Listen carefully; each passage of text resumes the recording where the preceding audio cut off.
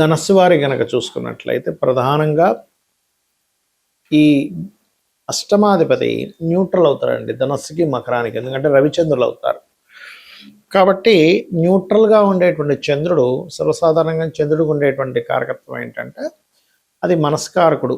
మనసు చూడండి తొందరగా అప్పుడే ఆనందం పొందుతుంది, అప్పుడే కొంచెం అనీజినెస్కి గురైపోతూ ఉంటాం.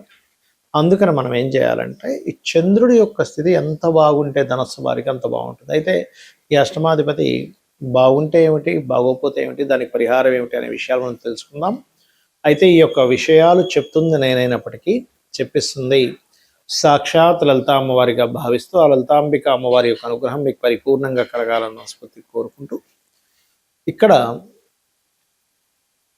ఈ యొక్క చంద్రగ్రహం ఏదైతే ఉందో బాగుంటే గనక మీకు కొంతమంది చూడండి వాటర్, ఫుడ్, ప్రయాణాల మూలంగా కలిగే లాభాలు, అదేవిధంగా చేపల చెరువులు వేస్తుంటారు, చేపల చెరువులు, రొయ్యలు వ్యాపారము, వీళ్ళకి గనక చంద్రుడు బాగుంటే విపరీతంగా కలిసి వస్తుంది, ఇంకా తిరుగుండదు. చంద్రగ్రహం బాగుంది అంటే ఫుడ్ రిలేటెడ్ వాటిల్లో, ట్రాన్స్పోర్ట్ రిలేటెడ్ వాటిల్లోనూ విపరీతంగా కలిసి వస్తుంది. మీరు రొయ్యల వ్యాపారం చేసే వాళ్ళని చూస్తే కానీ రొయ్యల చెరువులు వేసే వాళ్ళు ఉంటారు, వాళ్ళకి గనక కలిసి వచ్చింది అంటే విపరీతంగా కలిసి వస్తుంది. పోవడం కూడా అంతే ఉంటుంది, ఎందుకంటే రూపాయికి 4 రూపాయలు అక్కడంతా కూడా. అంటే ఒక 1,00,000 రూపాయలు ఖర్చు పెడితే 4 లక్షలు, 10 లక్షలు ఖర్చు పెడితే 40 లక్షలు వచ్చేస్తాయి ఇమీడియట్లీ విత్ ఇన్ 3 monthsలో. ఒక 3 నెలల్లో 10 లక్షలు ఖర్చు పెడితే 40 లక్షలు వచ్చేటువంటిది రొయ్యల చెరువు.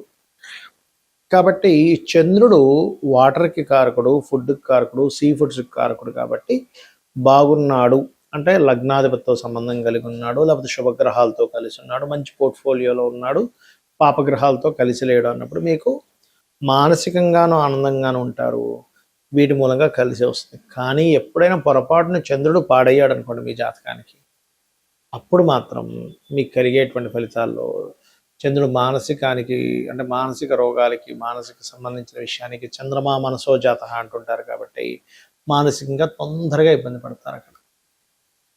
అప్పుడు ఏమవుతుంటుంది, ఆ చంద్రుడి యొక్క స్థితిగతులు పాడైనందుకు మీకు కలిగేటువంటి ఫలితాలలో ప్రత్యేకంగా మీరు ఏదైతే అంటే అష్టమాధిపత్యము రావడం వలన ప్రయాణాల్లో ఇబ్బందులు రావడం, సడన్గా అప్సెట్ అవ్వడం, మరియు చేపల చెరువులు, రొయ్యల చెరువులు లాంటివి వేయడం ద్వారా నష్టపోవడం, వాటర్ ప్లాంట్స్ పెట్టడం ద్వారా నష్టపోవడం, కొంతమంది చూడండి నీళ్ళ వ్యాపారం అందరికీ కలిసి వస్తుంది, కొంతమంది కలిసి రాదు, లేదా వస్త్ర వ్యాపారం కలిసి రాకపోవడం, అంటే వీటి మూలంగానే నష్టాలు రావడం. ఆకస్మికంగా బోల్డ్ అంత నష్టం వస్తుంది అంటే వాటి మూలంగా కలిసి రావట్లేదు. ఇక్కడ ఏంటంటే ప్రతి వ్యక్తికి వ్యాపారం చేయాలని ఆలోచన ఉంటుంది, వ్యాపారం చేయాలని ఆలోచన ఉన్నంత మాత్రం చేత ఆ వ్యాపారంలో కలిసి వస్తుందని కాదు, కేవలం ఆలోచన మాత్రమే. కానీ అదే వ్యాపారంలో కలిసి రావాలంటే బాగుండాలి, ఆ గ్రహం బాగుండాలి, ధనాన్ని ఇచ్చే కారకుడు బాగుండాలి. మరి మీరు ఏం చేయాలి దీనికి పరిహారం అంటే బియ్యం దానంగా ఇవ్వడం, చంద్రుడు ఏ గ్రహాల ద్వారా అయితే పాడయ్యాడో ఆ గ్రహాలకు దానం ఇవ్వడం, నీరును గోవులకు తినిపించడము, చలివేంద్రాలు పెట్టడం ద్వారా మీకు పితృదేవత అనుగ్రహం కూడా కలుగుతుంది. ఇక్కడ ఒక్కొక్క లగ్నానికి అష్టమాధిపతి శుభుడైతే కొన్ని లగ్నాలకు అష్టమాధిపతి పాపవుతాడు. ముందుగా తీసుకుంటే కనుక మేషానికి శుభుడవుతాడు, కానీ వృషభానికి పాపవుతాడు. ఎందుకంటే లగ్నాధిపతి శుక్రుడైతే అష్టమాధిపతి గురువు, అంటే లగ్న అష్టమాధిపతులు వ్యతిరేక వాళ్ళైతే పాపులు అవుతారు. సింపుల్గా చెప్పాలంటే ఈయనేమో శుక్రుడేమో మనకి దేవతలకి గురువు, గురువేమో రాక్షసులకు గురువు శుక్రుడు, గురువేమో దేవతలకు గురువు. కాబట్టి అది వ్యతిరేక ఫలితాలు. మిథునానికి అష్టమాధిపతి శుభుడు అవుతాడు మళ్ళీ, ఎందుకంటే అష్టమ భాగ్యాధిపతి. దీన్ని ఎలా రిఫైన్ చేస్తాము అంటే లగ్న పంచమ భాగ్యాధిపత్యం కనుక వస్తే ఏ భావానికైనా వాళ్ళు శుభులు అవుతారు. ఇది మెయిన్గా గుర్తుపెట్టుకోండి.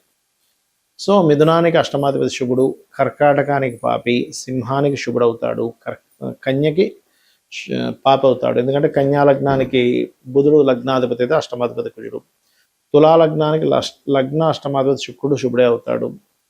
మరియు ఇక్కడ ఈ యొక్క వృశ్చిక లగ్నానికి పాప అవుతాడు, ఎందుకంటే కుజుడు బుధుడు అవుతాడు. కాబట్టి ధనుర్లగ్నానికి న్యూట్రల్గా ఉంటుంది, ధనులగ్నానికి మకర లగ్నానికి న్యూట్రల్, కాకపోతే పాపే ఇక్కడ కొంచెం. కాకపోతే రవిచంద్రుల విషయంలో పరాశర మహర్షులు వారు చెప్పినటువంటి అంశం ఏమిటంటే అష్టమాధిపత్యం కనుక రవిచంద్రుడికి వస్తే కనుక వాటిని పాపులుగా తీసుకోవడానికి వీల్లేదు, ఎందుకంటే తల్లిదండ్రులుగా చెప్తుంటారు కాబట్టి రవిచంద్రులు.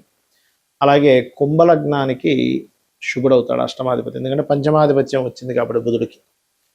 కుంభలగ్నాధిపతి శని, పంచమ అష్టమాధిపతి బుధుడు అయ్యాడు కాబట్టి. అదేవిధంగా మీనలగ్నానికి అష్టమాధిపతి పాపి అవుతాడు. మరి అష్టమాధిపతి పాపి అయితే అదృష్టం ఉండదా అని ఒక సందేహం కలుగుతుంది. అలా కాదు.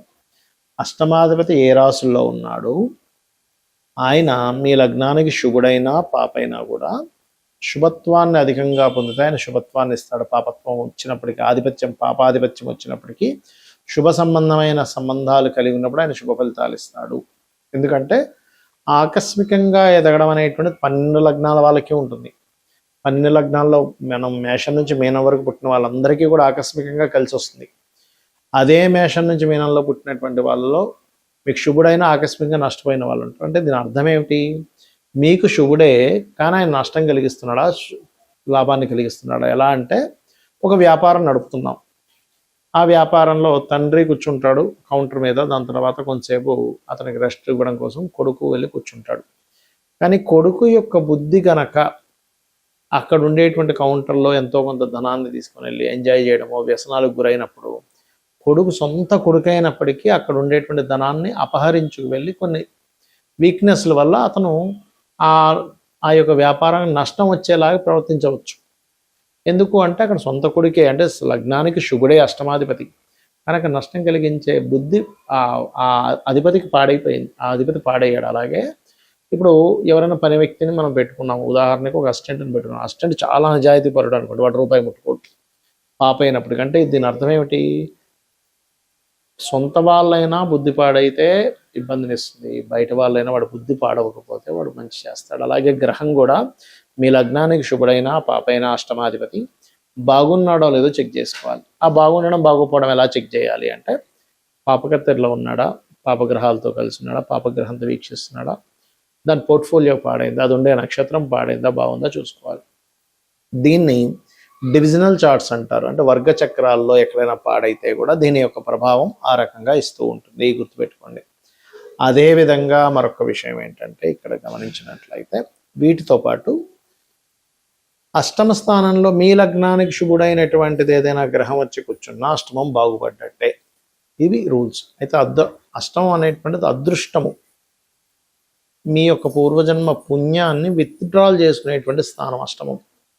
9వ భావం మనం భాగ్యభావం అంటాం, భాగ్యాన్ని విత్డ్రాల్ చేసుకునేది అష్టమం. కాబట్టి ఎవరైనా రాజకీయాల్లో బాగా రాణించాలన్నా, లేకపోతే లాటరీ కొట్టామండి అంటూ ఉంటారు, లాటరీ కొట్టాలన్నా, ఒక నిధి దొరికిందండి అనాలన్నా, వీటన్నిటికీ కూడా అష్టమమే ముఖ్య కారణము.